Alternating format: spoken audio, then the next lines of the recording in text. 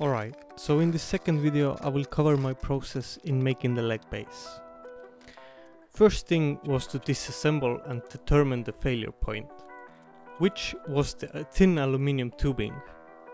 Honestly, I'm surprised it lasted this long, cause the original chair base was probably 10 years old at this point. The plan now is to cut off the old ones and replace it with some square steel tubing. Hopefully the new one will last long enough for it to buy beer at the store.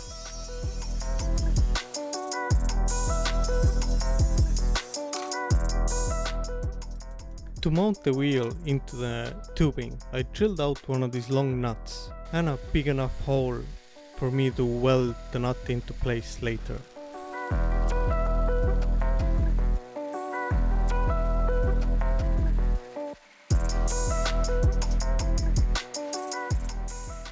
Bit of rounding of the edges and I could start welding things out.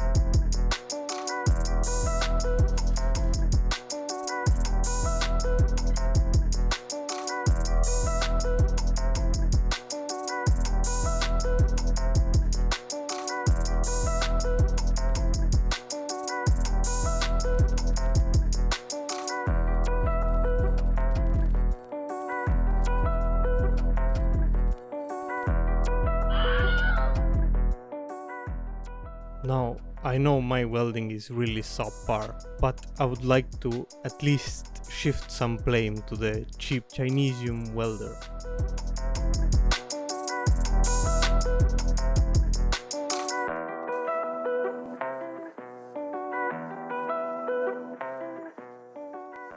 In the end, grinding and paint make the welder you ain't.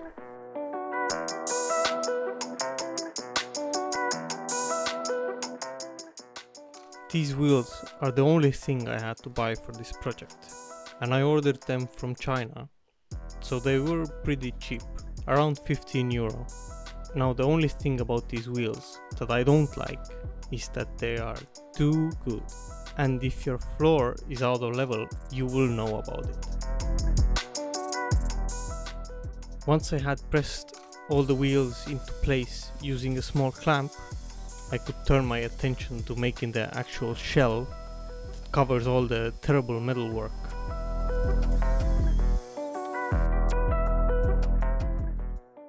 Unlike the chair that I had modeled out on the computer beforehand, I went into this completely blind.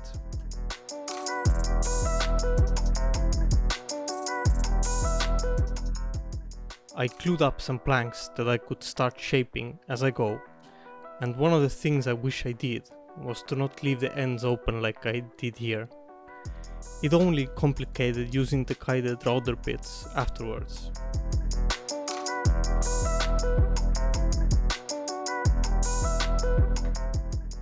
Speaking of which, I used some of the thinner MDF to make a template out of, and then used the flush trim bit to shape it.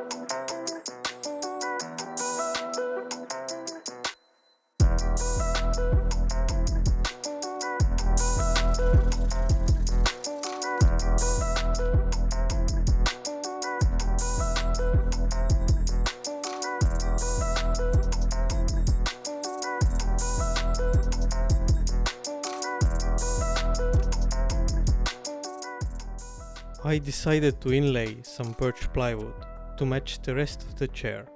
I set the depth using a piece of the inlay material and then carefully carving away the middle.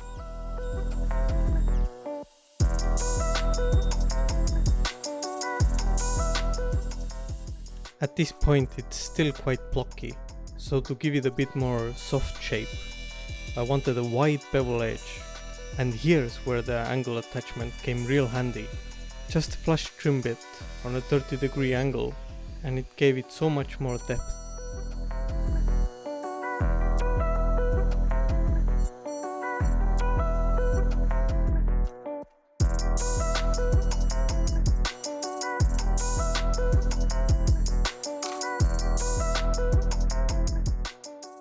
And a lot of dust as well.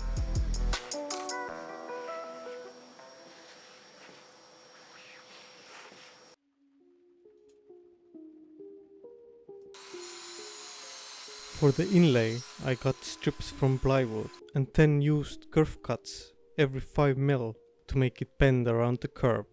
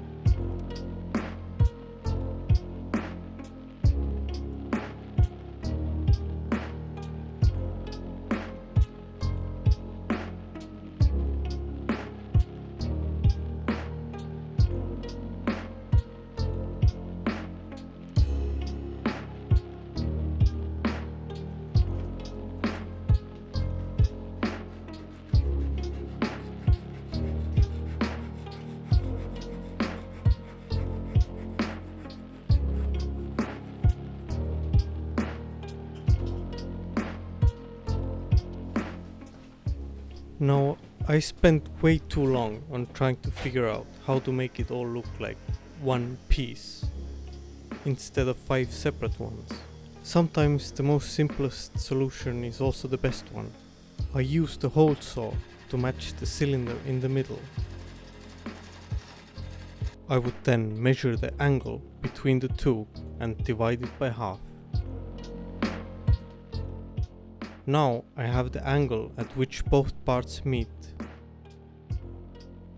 Next, I would mark where they both intersect and transfer that angle onto the piece itself.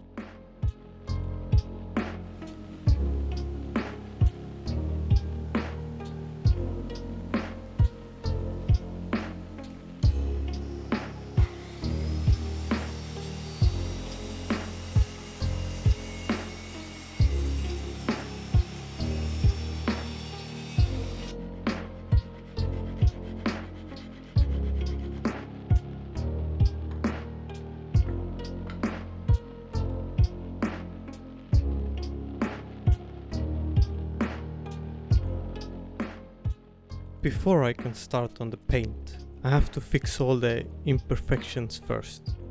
With paint, 90% of the work is prep work. To fix any gaps and voids, I personally like to use the 2-component putty. Just because it dries faster, it won't shrink as much, and it will be much stronger than any wood filler. I then use the same Osmo finish as the chair.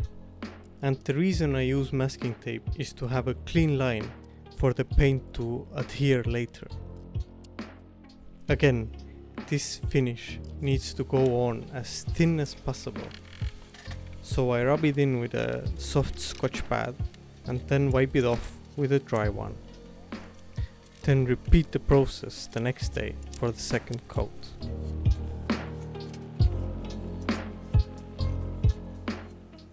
After it is dry, I could apply masking tape in reverse now and brush on my first coat of primer. This is done mostly because MDF is so porous and thirsty for any kind of finish, so the first coat will be slapped on thick, and once cured I will give it a bit of sanding with 240 grit. After it is cleaned up nicely, I could take it to the paint booth and shoot on the second coat of primer, followed by 2 coats of paint. The paint I used was regular, thinner paste bookstore one, so nothing fancy.